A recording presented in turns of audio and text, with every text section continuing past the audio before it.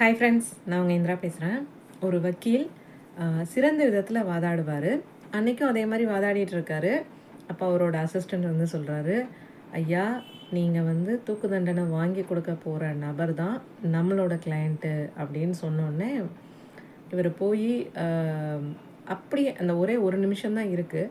அந்த டைமில் இப்போ நான் சொன்ன விஷயங்கள் எல்லாமே இந்த கேஸ்க்கு வந்து இந்த இடத்துல இது பொருந்தவே இல்லை அப்படின்னு மறுபடியும் அதை எதிர்த்தரப்பில் வாதாடி அதை அழகாக அவர் வச்ச விதத்தில் அதில் ஜெயிக்கவும் செஞ்சிட்டார். ஸோ எல்லோரும் வந்து அதை பாராட்டவும் செஞ்சுருக்காங்க. இந்த கதையை ஏன் நம்ம இங்கே வந்து ஒரு எடுத்துக்காட்டாக சொல்கிறோம் அப்படின்னா, ஒருத்தர்னால 2 விதத்துலேயும் பேச முடியுது முரண்பாடாக. ஒரே நபரை நல்லவர்னு சொல்ல முடியுது, இல்லை கெட்டவர்னு சொல்ல முடியுது. அப்போது இதே தன்மை எல்லா மனிதர்களுக்குள்ளேயும் இருக்குது. உங்களுக்குள்ளேயும் இருக்குது, எனக்குள்ளேயும் இருக்குது. அப்போது நம்ம மனசுக்குள்ளே வர்ற இந்த முரண்பாடானது நம்மளை எவ்வளோ தூரம் நல்ல இடத்துக்கும் கொண்டு போக முடியும், இல்லை நாம் எதுக்குமே லாயக்கில்லை அப்படின்ற மாதிரி லெவலில் கீழே கொண்டு போகவும் முடியும். அப்போது சாய்ஸ் யார்கிட்ட இருக்குது? நம்மக்கிட்ட தான் இருக்குது.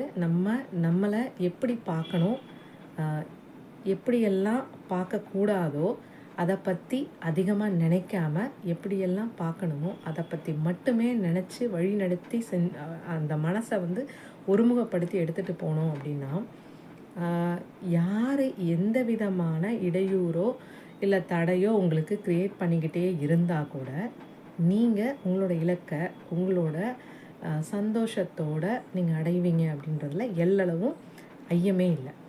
ஆனால் நம்ம எங்கே மிஸ் பண்ணுறோம் அப்படின்னா, யாராவது ஏதாவது சொல்லிட்டாங்கன்னா என்ன ஆகும் அப்படின்னா, அடுத்தவங்களோட ஒப்பீனியனுக்கு, அடுத்தவங்களோட கமெண்ட்ஸ்க்கு அதிகமாக நம்ம மரியாதை கொடுக்கறது இல்லை முக்கியத்துவம் கொடுக்கறதுனால நம்ம மேலே வச்சுருக்கிற கான்ஃபிடென்ஸ் எல்லாத்தையுமே நம்ம இழந்துறதுனால தான் நம்மளோட இலக்கை அடைய முடியறதில்ல. ஸோ இனிமேல் இந்த மாதிரி நடக்கிறப்போ இந்த விஷயத்தை ஞாபகம் வச்சுக்கோங்க. உங்களை ராஜாவாக்குறதும் நீங்கள் தான், வேறு மாதிரி ஆக்கிறதும் நீங்கள் தான். ஸோ உங்களோட பவர் வந்து உங்ககிட்ட தான் இருக்குது அப்படின்றத ஞாபகம் வச்சுக்கிட்டிங்கன்னா நிச்சயமாக மற்றவங்க யாருனாலையும் உங்களை எதுவுமே பண்ண முடியாது. அதுக்கு நீங்கள் வந்து இம்பார்ட்டன்ஸ் கொடுத்து அந்த எனர்ஜியை பெருசாக்காத வரைக்கும் யாருனாலையும் எதுவும் உங்களை செஞ்சிட முடியாதுன்றது தான் உண்மை.